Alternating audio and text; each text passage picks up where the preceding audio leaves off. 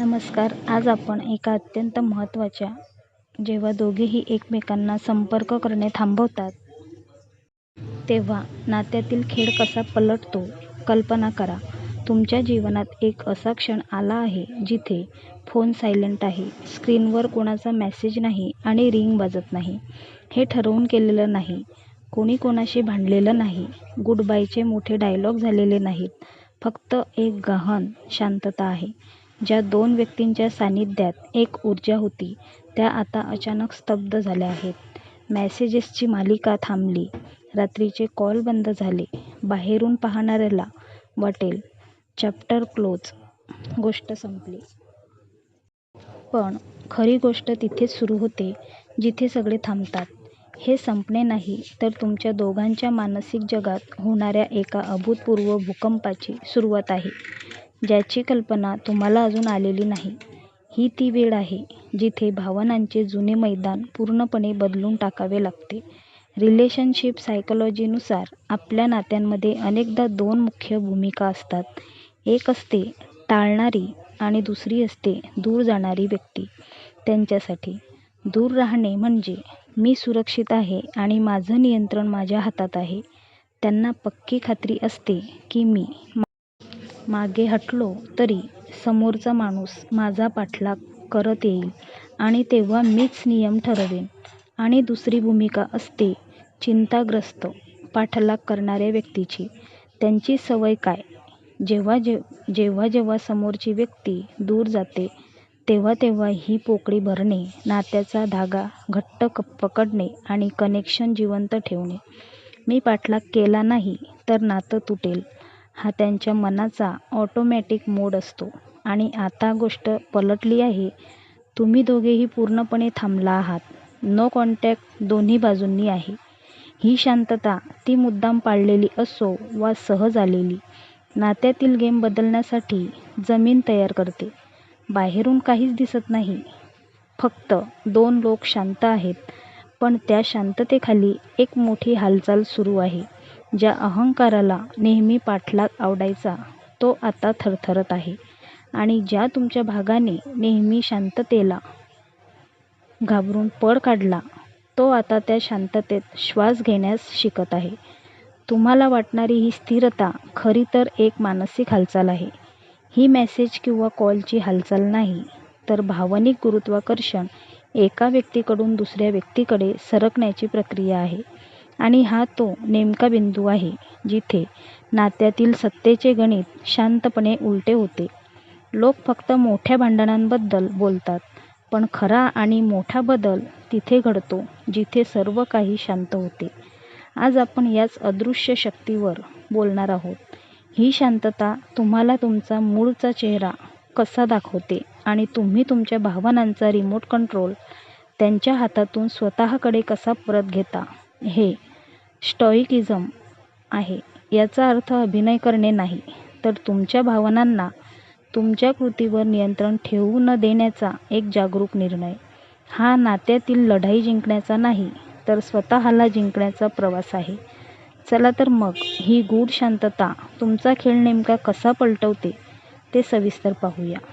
आता आपण या नो कॉन्टॅक्टच्या शांततेत नक्की पुढे काय घडतं याचा विचार करूया. ही शांतता सुरू झाल्यावर पहिले काही दिवस खूप फसवे असतात, कारण इथे दोन विरुद्ध मानसिक अवस्था काम करत असतात. पहिली अवस्था, ज्या व्यक्तीने नात्यात भावनिक अंतर ठेवले होते, ती टाळणारी व्यक्ती. त्यांना सुरुवातीला वाटतं, बरं झालं, डोकेदुखी मिटली. त्यांना एक तात्पुरता आनंद आणि मोकळेपणा जाणवतो, जणू काही ते एका मोठ्या जबाबदारीतून मुक्त झाले आहेत. ही शांतता त्यांच्यासाठी त्यांच्या बचावात्मक भिंती अधिक मजबूत झाल्याची निशाणी असते. त्यांचा दृढ विश्वास असतो की त्यांनी अंतर ठेवलं म्हणजे ते सुरक्षित आहेत. ना कोणती भावनिक मागणी, ना कोणती बांधिलकी. त्यांना वाटतं, आता मीच सगळं कंट्रोल करतोय. कारण त्यांच्या मानसिक जडणघडणीनुसार तुम्ही आता त्यांच्या मागे लागून त्यांना कशा प्रकारे तुम्ही त्यांना मिस करत आहात हे सिद्ध करत राहायला हवं. हा त्यांच्या अहंकाराला मिळणारा एक मोठा आधार असतो. पण इथूनच खरा खेळ सुरू होतो. जेव्हा तुमच्याकडून कोणताही पाठलाग होत नाही, तेव्हा त्यांची ही पक्की खात्री हळूहळू क्रॅक होऊ लागते. तुमचा एकही मेसेज, कॉल किंवा सोशल मीडियावरची प्रतिक्रिया न आल्यामुळे त्यांच्या नियंत्रणाचे कवच सुटायला लागते. त्यांच्या मनात एक शांत पण खोल प्रश्न घर करतो. अरे, ही व्यक्ती इतकी शांत का आहे? यांनी खरंच मला इतक्या सहजपणे सोडून दिलं की काय? ही ती पहिली भावना असते जी त्यांनी इतकी वर्ष टाळून दूर ठेवली होती. ती म्हणजे असुरक्षितता. लक्षात घ्या, ते तुम्हाला मिस करत नसतात, पण ते तुमच्या प्रतिक्रियेला मिस करत असतात. कारण त्याच प्रतिक्रियेवर त्यांचे नियंत्रण आणि अहंकाराचा आधार अवलंबून होता. दुसरी अवस्था. या उलट ज्या व्यक्तीने नेहमी नात्याचा पाठलाग केला, तिच्यासाठी हा काळ म्हणजे एक भावनिक प्रलय असतो. सुरुवातीला तुमचा हात वारंवार फोनकडे जातो. फक्त एकदा मेसेज करून बघूया का? चॅट हिस्ट्री चेक करूया का? हे विचार मनात येतात आणि प्रचंड अस्वस्थता निर्माण होते. तुम्हाला वाटतं की तुम्ही काहीतरी करून, संपर्क साधून हे नातं वाचवायचं आहे. हा क्षण असतो जेव्हा तुमची पाठलाग करण्याची जुनी सवय जोर करते आणि नेमके याच क्षणी तुम्ही एक अत्यंत धोरणात्मक निवड करता. तुम्ही ठरवता की नाही, मी आता या जुन्या सवयीनुसार आणि या अवस्थेनुसार वागणार नाही. सुरुवातीला मी शांतता तुम्हाला स्वतःला दिलेली शिक्षा वाटू शकते, पण प्रत्यक्षात हे तुमचे स्वतःवरचे नियंत्रणाचे प्रशिक्षण असते. कारण तुम्ही आता तुमच्या भावनिक नियंत्रणाचा रिमोट कंट्रोल त्यांच्या हातातून काढून पूर्णपणे स्वतःकडे घेता आणि नात्यातील भावनिक ऊर्जा तुमच्या बाजूने वळायला सुरुवात होते.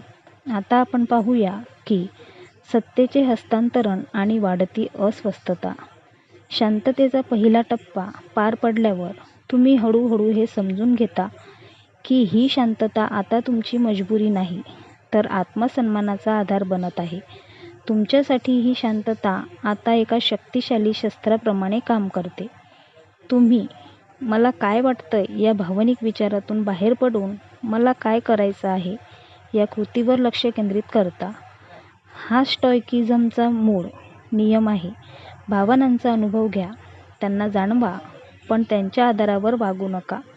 या तुमच्या संयमामुळे नात्यातील भावनिक ऊर्जा, जी आतापर्यंत फक्त त्यांच्या बाजूने होती, ती आता तुमच्याकडे सरळ वळायला लागते. कारण तुम्ही नात्याला शेकडो मेसेज पाठवून जे स्पष्ट करू शकत नव्हता, ते आता तुमच्या एका क्षणाच्या अनुपस्थितीने स्पष्ट होते. ती अनुपस्थिती त्यांना जाणवते. दुसरीकडे टाळणारी व्यक्ती, ज्याने अंतर निर्माण केले होते, त्याला आता त्याच अंतराची भीती वाटू लागते. कारण त्यांचा जुना खेळ स्पष्ट होता. मी मागे हटतो, तू माझ्याकडे धावत ये आणि माझं महत्त्व सिद्ध कर. पण तुम्ही धावत गेला नाहीत, तर आता ते अंतर त्यांच्यासाठी एका पोकळीत बदलते. त्यांच्या मनात आता पहिल्यापेक्षा एक भयानक प्रश्न पडतो. या व्यक्तीने खरोखरच माझ्याशिवाय आनंदी राहायचे आणि पुढे जायचे ठरवले आहे की काय? ही शंका त्यांच्या मनात पहिल्यांदा इतकी खोलवर रुजते की त्यांच्या सर्व बचावात्मक कथा, जसे की मला कोणाची गरज नाही किंवा मी खूप आनंदी आहे, या शंकेसमोर फिक्या पडतात. याच दरम्यान तुम्ही तुमच्या जीवनातील ती जागा परत मिळवायला सुरुवात करता, जी तुम्ही त्यांच्या प्रतीक्षेत घालवली होती. तुम्ही त्यांच्या मेसेजेसची वाट पाहण्याऐवजी जिममध्ये जाता, नवीन छंद जोपासता, तुमच्या करिअरवर पूर्णपणे लक्ष केंद्रित करता. तुमच्या भावनिक स्थिरतेचा स्रोत आता त्यांच्या वर्तनावर अवलंबून राहत नाही. आणि जेव्हा टाळणारी व्यक्ती पाहते की तुम्ही त्यांच्या गैरहजेरीत स्वतःच्या जीवनात खुश आणि स्थिर आहात, तेव्हा त्यांचा नियंत्रण गमावल्याची भावना अत्यंत तीव्र होते. ही स्थिती त्यांच्यासाठी पूर्णपणे नवीन असते. जसजसा काळ आणखी पुढे सरकतो, तसतशी टाळणारी व्यक्ती शांत बसू शकत नाही. ते आता तुमच्यावर तपासून पाहण्याचा प्रयत्न करतात. हा चाचणीचा टप्पा खूप महत्त्वाचा असतो. हे टेस्टिंग थेट नसते, ते खूप सूक्ष्म असते.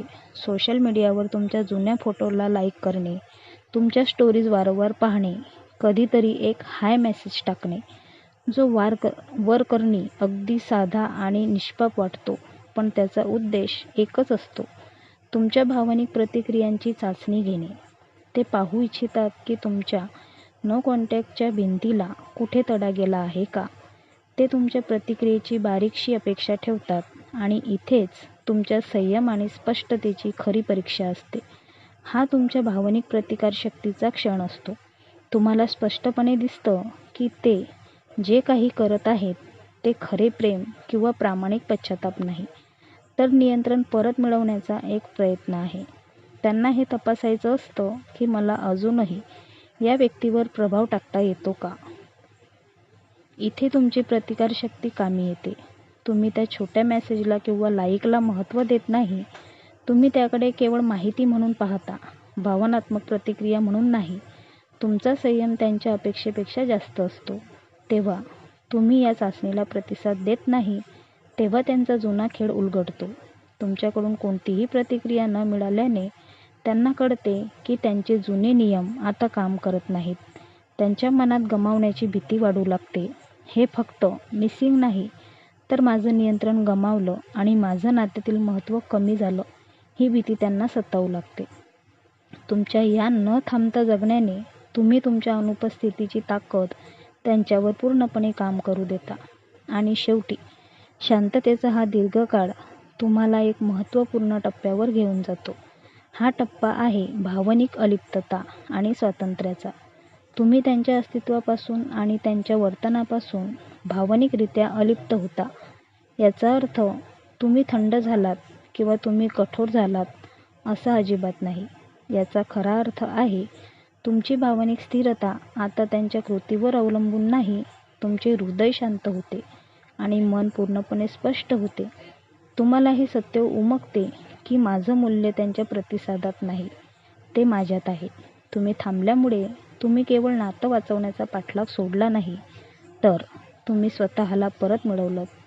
तुम्ही त्यांच्या भूमिकेचे विश्लेषण करणे थांबवून स्वतःच्या जीवनात सकारात्मक ऊर्जा भरायला सुरुवात केली. या टप्प्यावर टाळणाऱ्या व्यक्तीला त्यांच्या स्वतःच्या भिंतींचा खरा अर्थ कळतो. त्यांना जाणवते की ज्या अंतराचा उपयोग त्यांनी स्वतःला सुरक्षित ठेवण्याचा केला होता, तेच अंतर आता त्यांना एकटे पाडत आहे. त्यांच्या जीवनात तुमच्या अस्तित्वाने भरलेली पोकळी त्यांना अस्वस्थ करू लागते. रात्रीच्या शांततेत जेव्हा सर्व व्यत्यय दूर होतात, तेव्हा त्यांना कळते की त्यांनी कोणाला नाही, तर तुमच्या स्थिरतेला गमावलं आहे. जी स्थिरता त्यांच्या नात्यातील गोंधळात शांतता आणत होती. यामुळे त्या व्यक्तीला बाजूने 2 प्रकारच्या प्रतिक्रिया येतात. 1.